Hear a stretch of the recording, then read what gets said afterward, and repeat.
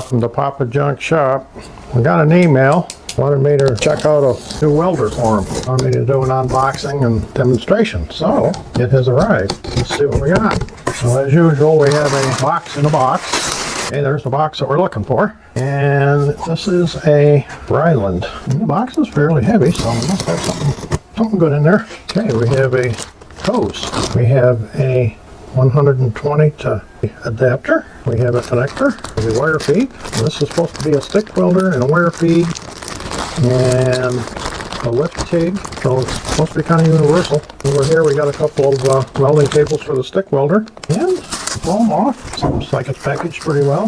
There's a manual and wheel for the wire feed, different gauges of wire. So okay, let's get rid of all the plastic wrappers here. Okay, let me get a block of wood or something here. Zoomed in just a whisker here. Okay, so we got our plus and minus. This is probably for TIG portion, I'm guessing, which it doesn't come with everything for that. And this is the connection for the wire feed handle. And up here we have two controls. This must be the wire feed speed, and this must be voltage. And we have a mode selector here. So that's the front panel.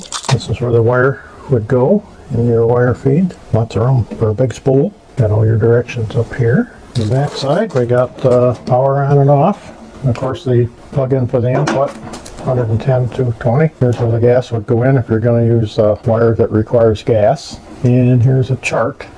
It'll tell you the different settings. And of course the cooling fan. Bottom's just plain. So I'm going to take a few minutes, look through the manual, and we'll get her plugged in and take a look, see. These leads are about 9 foot long and got a pretty decent clamp here. Got braided wire in between, so you got contact on both sides, not dependent on this joint here. So that's, you know, pretty reasonable. And this is about 8 feet long. It's got a nice strain relief on it. This feels pretty heavy duty. My other one, my old one, had kind of a loose covering on here. It was always getting twisted up and gnarly, so I think I like this a lot better. So I got a spool in here. I got the 2-pound one because I don't have a big one right now.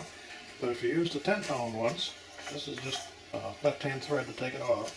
And this just comes off of there and makes it small so you can put the small spool on.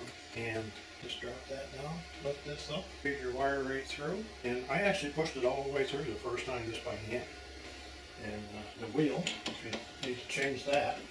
Now I've got the 0.030 on there, and I've got it set for the right one, but there's 2 sizes on here. And they gave me an extra spool. So drop that down, bring this up, and then you can adjust it here. And I've got it set on about number 2. I'm going to try that. So, real simple, worked out nicely. 120 volt outlet. If I find a piece of scrap, and we'll try this baby out. Turn it on, and you can use this to select your mode. We got MMA, TIG, MIG, IG, MIG, MIG, flux, and spool gun. So we're going to go to flux, and you hold these in. You can change the wire feed speed. I looked in there, and it's set right around there. The wire feed speed in the manual. There's a nice chart for all your settings. It's in the back of the manual here. Yeah, right here. Tells you all your settings for different selections. So let me grab a piece of scrap stuff, and we'll see if we can make some sparks. Alright, I got an old scrap piece of pipe. It's rusty old stuff, so that's what I usually work with. So let's see how she does. I haven't a clue whether the settings are going to be right or not, but let's give her a try. Wow, that worked nice right out of the box. First time using it. Looks like it did good. One thing, my old one, I didn't like was that this was, let me get this out. This was always live. When you pulled the triggers, all it did was run the feed motor. So if you were at a project and you had to reposition things or something, and this was laying there and you happened to bump it, you know, it was sparking and arcing and causing trouble. So I'm going to see if this one, nice. So this is only active when the trigger's pulled. Okay, that's an improvement from what I got now. So let's try the stick welder on 120 volts and see if it's happy doing that. So let me get things changed around.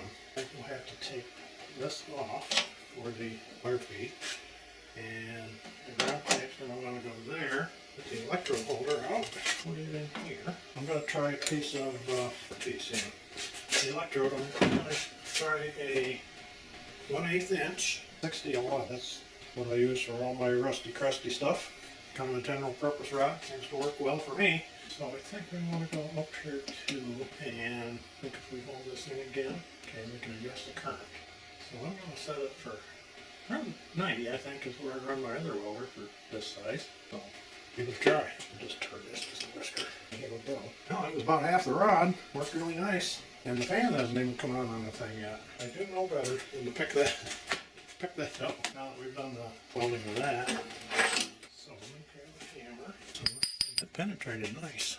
Alright, I mean, first time using it, seems like it's pretty easy to use. You know, I'm not a professional.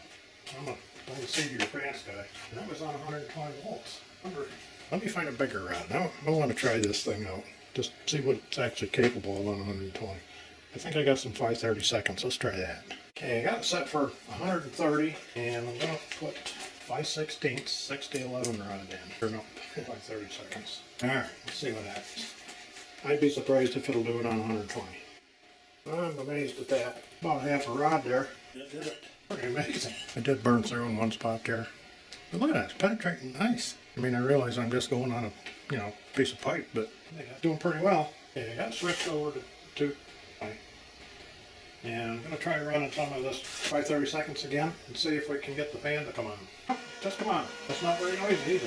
Right. Does a really nice job. That's a piece of 1/4 inch at least. Might be a little thicker than that. I think it's a pretty impressive little welder myself.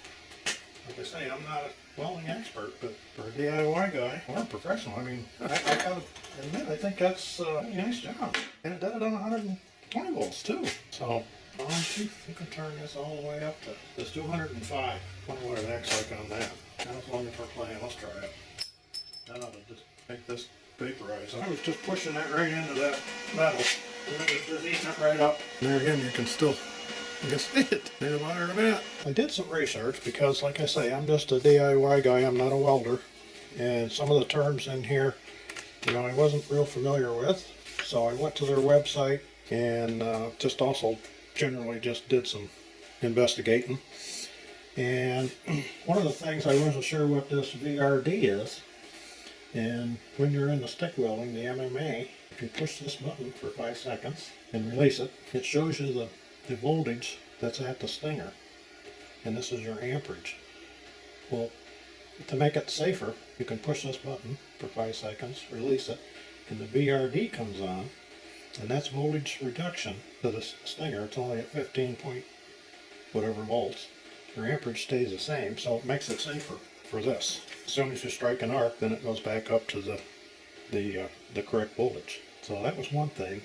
And then when you go down here to these, you have the 2T, and if you hold this in, it'll go to 4T. Well, I didn't know what that was either. What that is for the trigger on your wire feed. 2T is push it and release it, and if you do the 4T, you got to push it again, sort of like a cruise control.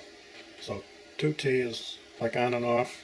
4T would be it turns on and stays on until you trigger it again. So that was a learning curve for me. And those are all on these settings. And it goes back up here. So overall, I think it's a great little welder. It's going to replace 2 of mine. I had a separate wire feed and a separate stick welder. My stick welder is an inverter one, but it's not nearly as advanced as this one. So this one makes it so easy to weld. It just amazes me how much the technology is advanced. And when I went to their website, they make a big variety of welders from everybody from the do-it-yourselfer guy all the way up to the industrial stuff. So I think it's a good solid welder to even start out with. So trying to think of things I might change. One thing would be this door. It's right on the verge. If you just bump it, it'll slam down on you. And still, that's a handle. So if they would redesign either the handle or the door a little bit, I think that would be an improvement. Yeah, otherwise, I didn't find any issues with it. And it's nice the fan doesn't run constantly. This cable here, having to move it back and forth, it wouldn't hurt if they had just a few more inches on that. Make it a little more convenient to work with. But other than that, seems like a great welder. So I'm going to leave some links in the description and stuff. So if you guys are interested in this welder or go check out your other ones if this doesn't do what you want to do. Now I realize that I could only do the stick welding and the wire feed. Full gun, you're supposed to be able to do aluminum and stuff, and the TIG. So you'd have to have the gas and the TIG torch to use that function. But it's capable of all of those if you have the right accessories. But I'm just demonstrating with what it came with. So let me know what you guys think. And if you get one, let me know how you like it. So I'm going to call this a video. Thank you all for watching. And don't forget to like and subscribe. See you next time.